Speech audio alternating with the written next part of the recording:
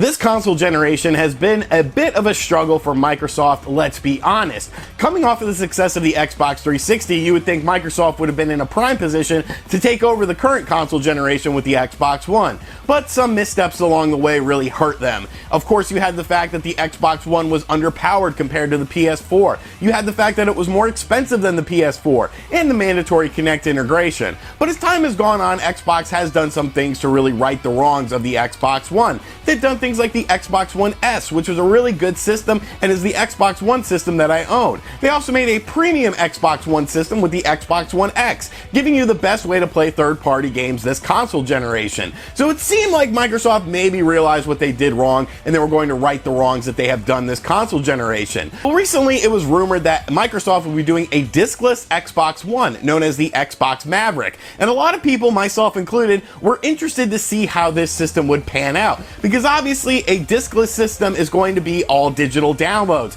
So a lot would be riding on this system. A lot of companies want to push this all digital future, while consumers kind of fight back with it and they prefer a physical product. So I was going to be very curious to see what would end up with this system, what the price point would be, what sort of features it would have. And today it was leaked about what the discless Xbox One was going to be, and I don't understand how you screw something up this bad. This may be one of the biggest screw-ups in video gaming history. That's how monumentally bad this Xbox One, discless Xbox One, actually is. So what is this discless Xbox One? What comes with it? What sort of hard drive do you have with it? What features does it have? And what is the price point of it? Oh, Jesus. Sit back, relax, make sure you subscribe to the channel, and let's talk about this discless Xbox One and why it sucks. Hey, RGT 85. Hey, Sean. Oh my God, it's Stevie Richards!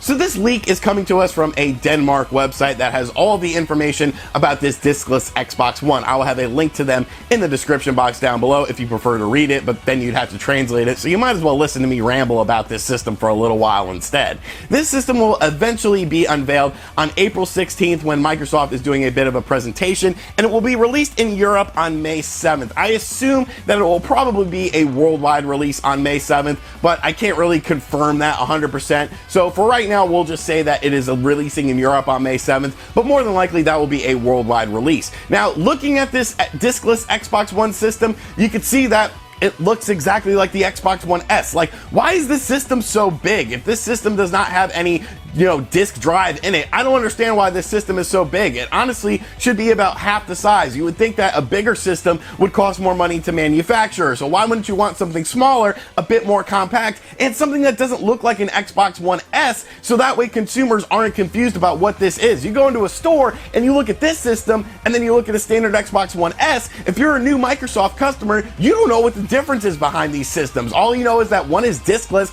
and one has a disk drive, but they look exactly the same. So I don't know, that's kind of a strange thing to me. I definitely think this system should have looked a bit differently. So this system will come with 3 games pre-installed onto it. You will have Minecraft, Sea of Thieves, and Forza Horizon 3 available on this discless Xbox One. And why? Why? Like, okay, you've done bundles with Minecraft. Of course, Sea of Thieves is on Games Pass. And you now, Forza 3? Like, you have Forza 4 on Games Pass. Why are you releasing an older game on this system? I don't know. These 3 pre-installed games, like, they're not bad. Obviously, the Minecraft just sort of hype has sort of dwindled over time. And Sea of Thieves, like, I don't know. I never really got into the game. I've seen subsequent updates of it, and it does look like they've improved upon it. But Forza Horizon 3, like, why wouldn't you offer the latest Forza Horizon on this system? I guess maybe you want to get people onto Games Pass, but I'm going to assume that this beautiful discless system comes with a free trial of Games Pass or a free Xbox Live subscription, because everything is digital. I can't go to a store and purchase these games. I have to get them through your storefront on the Xbox Live Marketplace. So I would assume that I would be getting some sort of free stuff with this. Maybe a month, maybe 6 months of free Games Pass, maybe a month, maybe 6 months of Xbox Live, but no, you don't get anything for free. And sure, new customers can subscribe to the Xbox Live service or Xbox Game Games Pass service at a very discounted rate. They're constantly doing different promotions, but something like this should be built into the system on day one. You should be getting these things for free, because if people are buying this system and then they're not going on Xbox Live to purchase more games, or they're not getting Games Pass, what is this system really doing? Because you're not selling actual physical games at the end of the day. So these three games, you know, not terrible, I guess, but it's definitely strange that there is no integrated Xbox Gold or Xbox Live and Xbox Games Pass that's available for free with the purchase of this system. Moving right along is the hard drive space of this system, because obviously if you're buying everything digitally, you're going to need quite a bit of hard drive space. So a lot of people were speculating on how much room this system would have, and this system will have 1 terabyte. And 1 terabyte on paper sounds like a lot, but when you look at the file sizes of some of these games, like, it's really not that much. I have a 500 gigabyte hard drive on my standard Xbox One S, and I'm constantly having to cycle out different games. Yes, this is double the size of that, but I also have physical games as well, where I don't have to necessarily worry about the hard drive space. With something like this, I don't have physical games. I have to rely on my hard drive space, so I'm going to need a little bit more hard drive space, I feel. Obviously 1 terabyte is a decent amount, but a lot of people were hoping for more. A lot of people were hoping for at least 2 terabytes, and with an all-digital console, I think that makes sense. You can't play stuff off the discs anyway, so hard drive space is definitely very important with this, and to only have 1 terabyte seems like a sort of a weird decision to make on this. So the system looks exactly like the Xbox One S. There's definitely going to be a lot of confusion about it. You're only getting 3 games pre-installed on it, with Minecraft, Sea of Thieves, which is available on Games Pass, and Forza Horizon 3, not Forza Horizon 4. You're getting 1 terabyte of hard drive space, so more than likely, this console's saving grace will of course be the price point of it. There is no way that this console is going to cost more than a standard Xbox One S, right? It's going to be very cheap. It's going to be a sort of secondary console that if you're a PS4 owner, but you don't like buying all these games and spending $60, you can get something like Games Pass. Or if you're a Nintendo Switch owner and you want to play some of the other third-party games that don't come onto your platform, you can buy this cheap discless Xbox One S. But it's not cheap. It's not cheap. Somehow, some way, Microsoft has decided to make this system roughly $260. $260. It will be releasing at 229 euros in Europe, and roughly translated that equals $260. So taking away the translation aspect of it, let's just say about $250 to $260 for a discless system that comes pre-installed with 3 games, and you still have to get Games Pass, and you still have to get Xbox Live.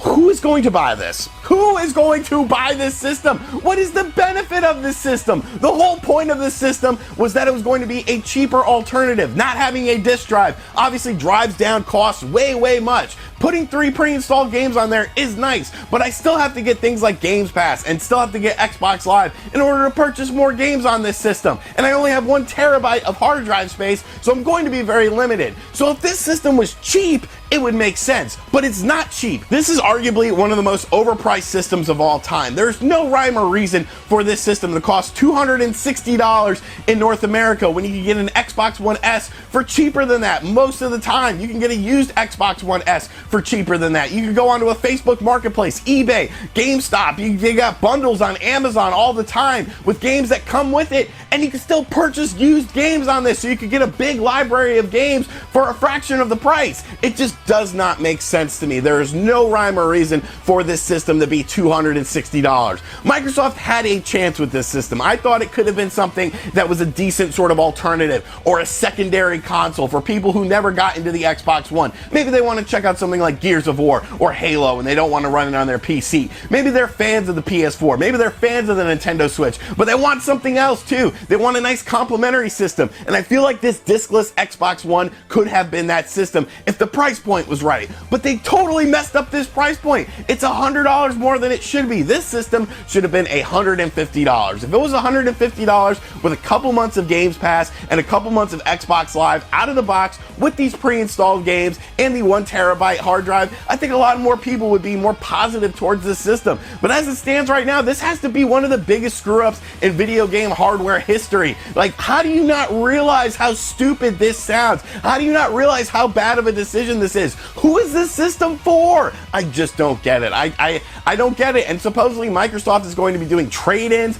on your physical games, and then you can get them digitally and get them on this system. But why? You only have 1 terabyte of hard drive space. Why would you get rid of your physical game to get a digital game on a system that costs more than the stock Xbox One S? It makes no sense. This just smells of Phil Spencer to me. I'm sorry, I like Xbox One. I think Xbox and Microsoft is a fine company, but I've always thought Phil Spencer is a bit of a snake oil salesman. That dude says so much stuff, but how much of that stuff actually comes to fruition? How many times have you actually seen Phil Spencer put his money where his mouth is? Not very often. He talks a big game, but he never seems to really back it up. But that's a subject for a whole nother video. I could talk about Phil Spencer for hours and hours and hours, but there you have it. The discless Xbox One S, or Xbox One, that looks exactly like an Xbox One S, has been revealed, and it sucks. It absolutely sucks. So let me know in the comments section down below what you think of this wonderful system that has no purpose coming out onto the marketplace, that is clearly overpriced and clearly under-featured. And as always, guys, thank you for checking out this video. Obviously, we had a bit of fun with this,